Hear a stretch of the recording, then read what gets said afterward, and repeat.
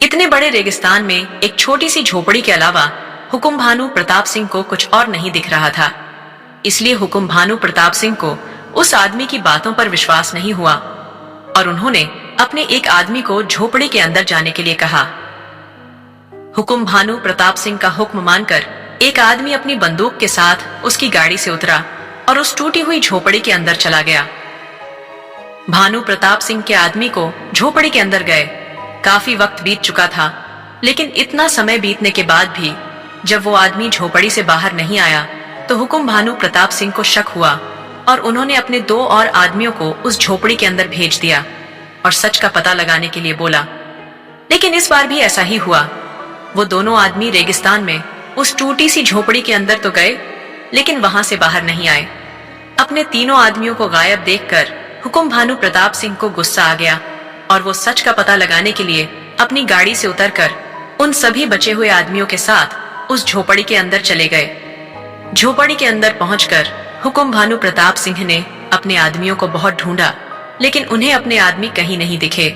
तभी अपने आदमियों को ढूंढते हुए हुकुम भानु प्रताप सिंह की नजर नीचे जमीन पर पड़ी, जहां एक छोटा सा दरवाजा लगा था। उस दरवाजे को देखते ही हुकुम भानु प्रताप सिंह उस दरवाजे को खोला और अपने आदमियों सहित उस दरवाजे के अंदर घुस गए। इस छोटे से दरवाजे के नीचे आकर हुकुम भानु प्रताप सिंह ने जब अपने चारों तरफ देखा तो उनके पैरों तले से जमीन खिसक गई। हुकुम भानु प्रताप सिंह और उसके आदमियों को उस झोपड़ी के अंदर गए हुए लगभग 4 घंटे से भी ज्यादा समय बीत चुका था, लेकिन अभी भी हुकुम भानु प्रताप सिंह जब उस झोपड़ी से बाहर नहीं आया तो बाहर गाड़ी में बैठा गांव का वो आदमी उस गाड़ी से निकलकर दौड़ता हुआ अपने गांव की तरफ भाग गया। गांव में आते ही उस आदमी ने वहां खड़े हुकुम भानु प्रताप सिंह के एक आदमी को बताया कि हुकुम भानु प्रताप सिंह काल के महल में कैद हो गया है। गांव के इस आदमी की बात सुनकर हुकुम भानु प्रताप सिंह का आदमी अपने हुकुमसा को ढूंढने के लिए काल के महल की तरफ जाने लगा, लेकिन तभी उस आदमी ने हुकुम भानु प्रताप सिंह के आदमी से चिल्लाते हुए कहा, नहीं, तुम वहां मत जाना, वरना तुम भी गायब हो जाओगे। मैंने तो पहले ही कहा था कि जो भी उस काल के महल के अंदर जाता है वो वहां से वापस कभी नहीं आता, लेकिन हुकुमसा ने मेरी बात नहीं मानी और अपने आप को इतनी बड़ी मुसीबत में डाल लिया। अब क्या तुम भी अपने आप को इस मुसीबत में डालना चाहते हो? हुकुम भानु प्रताप सिंह के गायब होने की खबर सुनकर हुकुम भानु प्रताप सिंह का वो आदमी डर गया और डर के मारे अपने आप में कुछ सोचते हुए बोला, मुझे जल्द से जल्द ये बात विक्रम राणा सा को बतानी होगी कि हुकुम भानु प्रताप सिंह काल के महल में कैद हो गए हैं, क्योंकि इस वक्त राणा सा के अलावा हुकुम सा का कोई अपना नहीं है। इतना सोचते हुए उस आदमी ने अपनी जेब से फोन निकाला और विक्रम राणा सा के पास फोन करते हुए बोला, गजब हो गया राणा सा, वो हुकुम भानु प्रताप सिंह काल के महल में कैद हो गए। आप जल्दी कीजिए राणा सा, जल्दी से यहाँ आकर हुकुम सा को उस दुष्ट काल से बचा लीजिए। तभी उस आदमी को फोन के दूसरी तरफ से विक्रम की आवाज आई, ये तुम क्या बक रहे हो? हुकुम सा गायब हो गए? लेकिन मुझे समझ नहीं आ रहा, हुकुम सा वहां करने क्या गए थे? खैर जो भी हो, तुम चिंता मत करो, मैं हुकुम सा ढूंढ लूंगा। तुम फिलहाल उस गांव से निकलो, वरना अगर काल के आदमियों को पता चल गया कि तुम हुकुम भानु प्रताप सिंह के आदमी हो तो वो तुम्हें भी गायब कर देंगे। विक्रम की बात सुनकर उस आदमी ने झट से फोन काटा और उसके पास कोई गाड़ी ना होते हुए भी पैदल ही उस गांव से निकल पड़ा। इधर विक्रम मुंबई एयरपोर्ट से निकलकर सिंघानिया मेंशन के सामने आ गया था। विक्रम इस वक्त अकेला नहीं था, बल्कि उसके साथ एक आदमी था। ये वही आदमी था जिसने काफी दिनों पहले अपने महल के अंदर एक औरत की हत्या की थी, जब वो उसे सिया के लौटने की खबर देने आई थी। ये आदमी कोई और नहीं बल्कि कल्कि का भाई, विक्रम का मामा और राघव का दादा काल, यानी कि दुर्जन सिंघानिया था। विक्रम यहाँ दुर्जन सिंघानिया के साथ सिंघानिया मेंशन तक पहुंच चुका था ताकि राघव और सिया को एक दूसरे से अलग कर सके। विक्रम सिया को राघव से अलग इसलिए करना चाहता था ताकि जब सिया राघव से अलग हो जाए तो वो लोग उसे इमोशनली ब्लैकमेल करके उससे उस जादुई किताब का राज जान सके जिसे नंदिनी ने अपने पिछले जन्म में छुपा दिया था। विक्रम ने हुकुम भानु प्रताप सिंह के आदमी का फोन काट दिया और काल की तरफ देखकर मुस्कुराते हुए बोला, मामा जी, हमारे रास्ते का सबसे बड़ा कांटा निकल चुका है। हुकुम भानु प्रताप सिंह आपको ढूंढते हुए आपके महल तक पहुंच गया। और आपके बिछाए जाल में फंस गया। विक्रम की बात सुनकर काल ने कुटिल मुस्कान के साथ विक्रम की तरफ देखते हुए कहा, यह तो होना ही था। अगर हम उस हुकुम भानु प्रताप सिंह को अपने जाल में नहीं फंसाते तो वो अपनी रानी सा को बचाने के लिए यहां भी पहुंच जाता। फिर हम अपने मकसद में कामयाब कैसे हो पाते।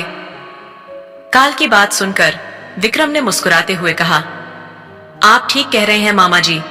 अगर हमें उस नंदनी तक पहुंचाना है तो उसके लिए हमें हुकुम सा और राघव सिंघानिया दोनों को अपने रास्ते से हटाना ही होगा, वरना ये दोनों हमें कभी अपने मकसद तक नहीं पहुंचने देंगे। विक्रम की बात सुनकर काल ने अपनी गर्दन हाँ में हिलाते हुए कहा, ठीक कह रहे हो भांजे, इसीलिए तो मैंने तुम्हारा काम थोड़ा आसान कर दिया और उस हुकुम भानु प्रताप सिंह को अपने जाल में फंसा दिया। अब बारी है हमारे लाडले पोते राघव सिंघानिया की, जो कि इतनी आसानी से हमें अपनी मंजिल तक नहीं पहुंचने देगा। इतना सुनते ही विक्रम ने गुस्से में दांत पीसते हुए कहा, अगर वो हमें अपनी मंजिल तक नहीं पहुंचने देगा तो हम उस कांटे को भी निकाल देंगे मामा जी। वैसे भी वो आपका नाजायज पोता ही तो है। अगर उसे कुछ हो भी गया तो क्या?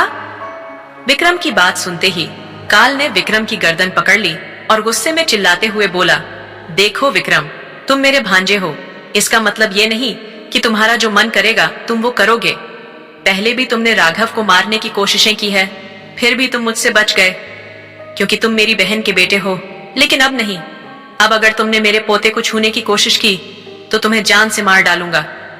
माना कि राघव मेरा नाजायज पोता है, लेकिन वो जैसा भी है मेरा खून है, और वैसे भी हमारी दुश्मनी उस सिया के साथ है, इसलिए जो भी नुकसान करना है उसी का करना। खबरदार अगर मेरे पोते को छुआ भी तो।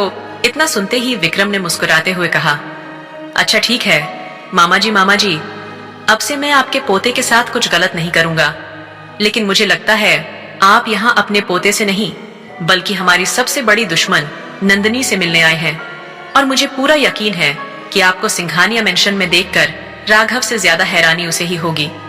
विक्रम की बात सुनकर काल ने मुस्कुराते हुए कहा, उस लड़की को सरप्राइज देने ही तो मैं इतनी दूर आया हूँ। वैसे तुमने ठीक कहा था, इस लड़की को राघव की जिंदगी से निकालने का एक ही रास्ता है, और वो हूं मैं।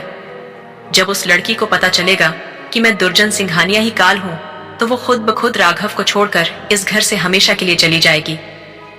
काल की बात सुनकर विक्रम ने अपनी गर्दन हाँ में हिलाई और मुस्कुराते हुए बोला, आप ठीक कह रहे हैं मामा जी, मैंने इन दोनों को अलग करने की बहुत सी कोशिशें की, लेकिन मैं नाकामयाब रहा।